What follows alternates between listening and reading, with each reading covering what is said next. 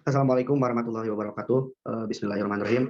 Kami dari kelompok 6 akan mempresentasikan hasil analisis film daripada film Manika Mika dari pandangan atau perspektif psikologi pendidikan. Dan kami beranggotakan 4 orang, diantaranya Salsabila Aljana, Nurul Amalia, Muhammad Tegar Fadila, dan saya sendiri Muhammad Arta.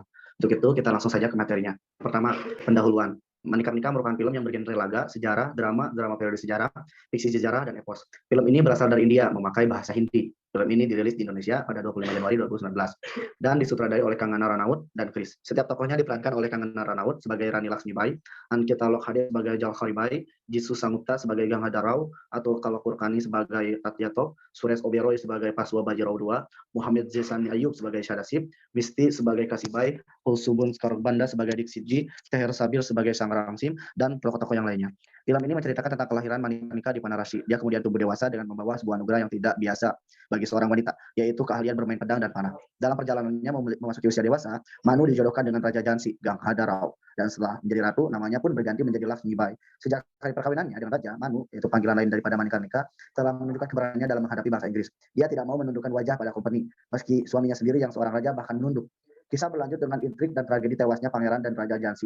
Mereka berdua wafat lantaran racun yang diberikan oleh kerabat kerajaan yang berkhianat. Ratu Laksmibai menolak tradisi pengasingan atas dirinya yang telah menjadi janda. Tidak hanya menolak, ia bahkan menduduki tahta kerajaan Jansi dan memulai perlawanan terhadap Company Inggris. Next slide. Isi cerita. Rani Laksmibai lahir pada tanggal 19 September 1828 di kota Panarasi menjadi Marati Karde Brahmana keluarga. Dan dia dijuluki sebagai Manika Mika serta sering disebut Manu oleh keluarga maupun temannya. Ayahnya adalah Moropan Tambe dan ibunya Bagir Sapre atau Bagirat Bai. Orang tuanya berasal dari Maharashtra. Ibunya meninggal ketika dia berumur 4 tahun. Ayahnya adalah komandan perang Kalian Paran. Ayahnya bekerja untuk Peswa Bajirao II dari Kabupaten Bitor.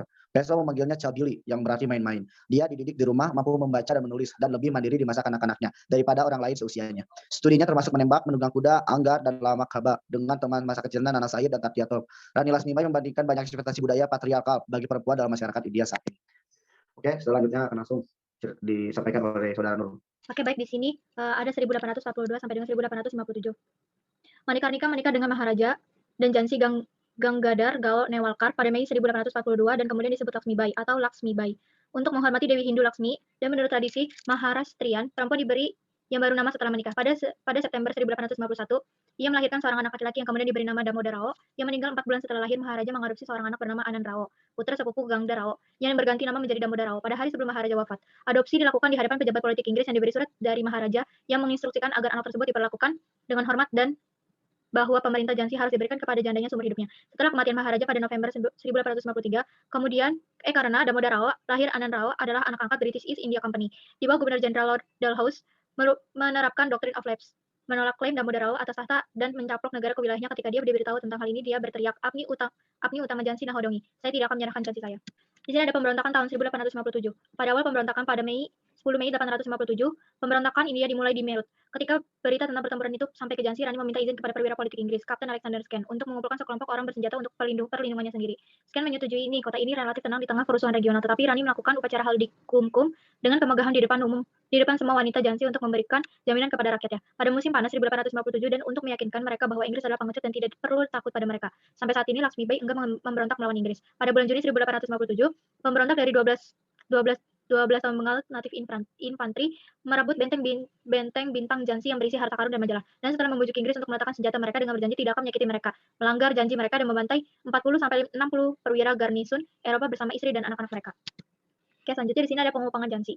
Dari Agustus 1857 hingga Januari 1858, Jansi di bawah pemerintah Rani dan dalam keadaan damai. Inggris telah mengumumkan bahwa pasukan yang akan dikirim ke sana untuk mempertahankan kendali, tetapi fakta bahwa tidak ada yang datang memperkuat posisi partai penasihatnya yang menginginkan kemerdekaan dari pemerintah Inggris. Ketika pasukan Inggris akhirnya tiba pada bulan Maret, mereka menemukannya dipertahankan dengan baik dan benteng tersebut memiliki senjata berat yang dapat menembak atas kota dan pedesaan di dekatnya. Menurut satu sumber, Hugh Ross yang memimpin pasukan Inggris menuntut penyerahan kota. Jika ini ditolak maka akan dihancurkan. Sumber yang sama mengklaim bahwa setelah musyawarah yang tepat, Rani mengeluarkan 9 proklamasi. Kami berjuang untuk kemerdekaan, dalam kata-kata Karsna, jika kami menang, menikmati buah kemenangan. Jika dikalahkan dan dibunuh di medan pertempuran, kami pasti akan dapatkan kemuliaan dan keselamatan kekal.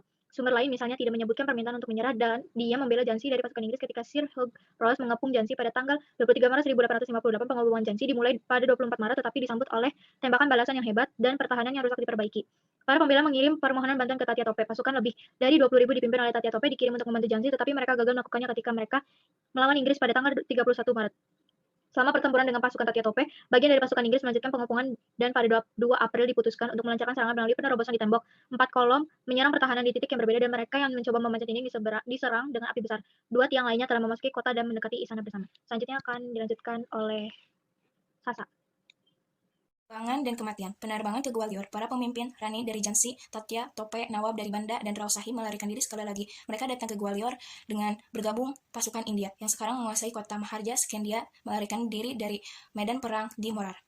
Mereka pindah ke Gwalior dengan maksud untuk menduduki benteng Gwalior yang strategis dan pasukan pemberontakan yang menduduki kota tersebut. Kematian Rani Lakshmibai atau Ratu Jhansi. Pada tanggal 17 Juni di kota Kisrai dekat Fohbag di Gwalior, satu Skon Hussars, Raja Irlandia, kerajaan ke-8 di bawah Kapten Henag bertempur melawan pasukan India yang besar yang dipimpin oleh Rani Lakshmibai yang mencoba meninggalkan daerah itu. Tentara Hussar ke-8 menyerang pasukan India yang membantai 5.000 tentara India, termasuk semua orang India yang berusia di atas 16 tahun. Dari perspektif psikologi. Melihat dari pandangan psikologi, film Manikarnika adalah film yang berisi tentang kesetaraan, perjuangan, pengkhianatan, keberanian, dan pantang menyerah. Dari mulai pertama scene, kita persembahkan kelahiran seorang putri yang memiliki jiwa seorang pejuang yang tinggi. Namun di balik itu, kita harus sadar bahwa hakikatnya seorang perempuan yang menjadi ibu dan istri. Namun di balik itu, seseorang kehilangan sesuatu yang sangat berarti baginya, maka ia akan rapuh. Ketika wanita harus ikut berperang bersama pria demi mempertahankan kerajaannya. Sekarang analisis dari perspektif pendidikan. Dalam konteks pendidikan, film ini mengajarkan bahwa sebenarnya wanita juga diharuskan memiliki wawasan yang luas dan juga berhak akan suatu pendidikan. Melihat Ratu Laksmi yang dimana ia selain memiliki wawasan yang luas dan ilmu yang tinggi, bahkan ia bisa menguasai bahasa asing selain bahasa daerahnya. Dan juga kita sebagai manusia jangan rakus dan serakah akan sesuatu harta atau tahta, karena kita sudah memiliki hak masing-masing. Jangan meniru perilaku dari tokoh saudara suami dari Ratu Laksmi yang hanya janjikan tahta, ia rela berkhianat kepada negerinya sendiri yang mengakibatkan negerinya hancur. Serta kita harus sadar bahwa ketika kepercayaan negeri dan masyarakat kita tertindas dan tidak merdeka, maka hanya ada satu kata, yaitu lawan, untuk mendapatkan kebebasan. Analisis dari perspektif psikologi pendidikan. Dari pandangan psikologi pendidikan, film Manikarnika ini sangat menginspirasi para wanita yang sedang menjalankan jenjang pendidikan, karena melihat daripada kelihayan Ratu Laksmi dalam memainkan pedang, dia juga seorang intelektual yang memiliki wawasan yang sangat luas. Dan film ini mengajarkan akan sebuah perjuangan, maka dari itu kita harus tetap berjuang karena kita tidak akan tahu ketika kita tidak melakukannya. Kesimpulan, film ini menceritakan di mana seorang wanita harus mempunyai kesetaraan dengan pria, dengan peran Laksmibai, membuat seluruh India dan dunia terpukau karena status wanita itu derajatnya bisa setara dengan pria. Karena dengan aksinya dalam film Manikarnika, banyak konflik yang kita sadari bahwasanya hidup itu pasti harus dengan tradisi, dengan politik dan bernegara, hingga akhirnya menjadikan sebuah konflik itu berbuah solusi di masa depan yang menjadikan acuan bahwasanya kita semua bisa menjadi manusia yang sebenarnya manusia dengan memperjuangkan keadilan dan kemerdekaan. Mungkin sekian. Terima kasih. Terima kasih. Mungkin sekian dari kelompok 6. Mohon maaf apabila ada kekurangan. Sekian. Wassalamualaikum warahmatullahi wabarakatuh.